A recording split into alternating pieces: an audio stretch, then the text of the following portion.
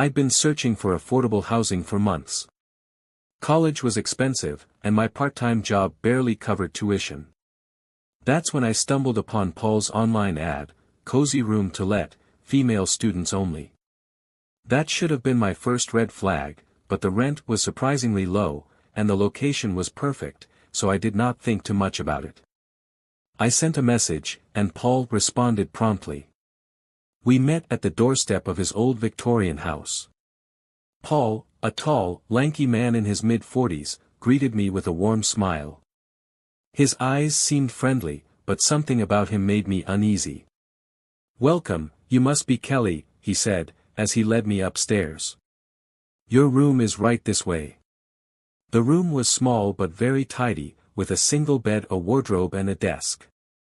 I noticed the window faced the backyard, surrounded by tall trees. "How much is the deposit?" I asked. "No deposit necessary," Paul replied. "I trust you'll take good care of the room."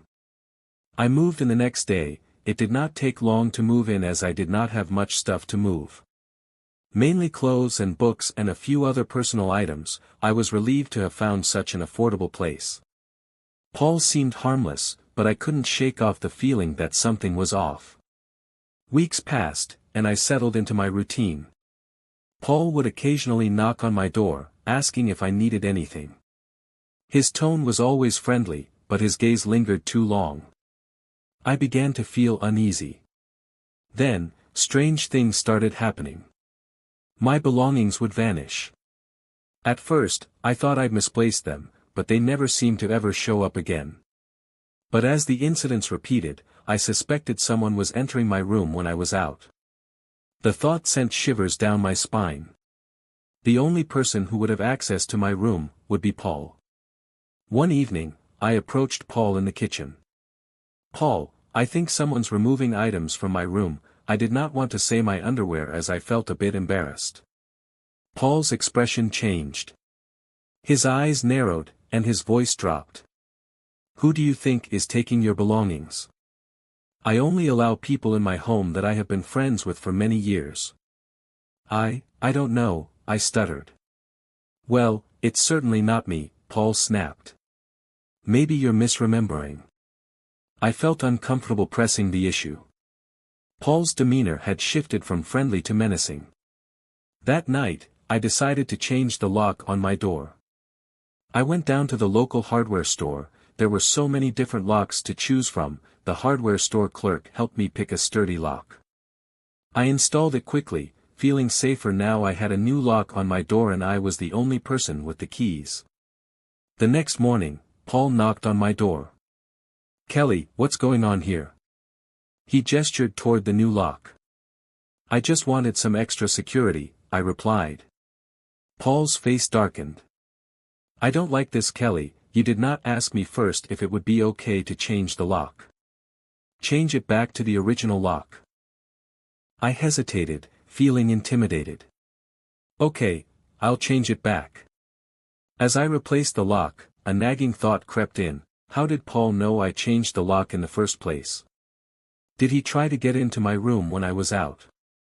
Sleep became elusive. I'd lie awake, sensing Paul's presence outside my door. Creaks and groans echoed through the old house, making me jump. I began to wonder if he was watching me, waiting for the perfect moment. One night, I woke up to the sound of my doorknob turning. My heart racing, I sat up. The room was dark, except for the moonlight filtering through the window. I froze, expecting Paul to enter. But the door remained closed. Was I dreaming?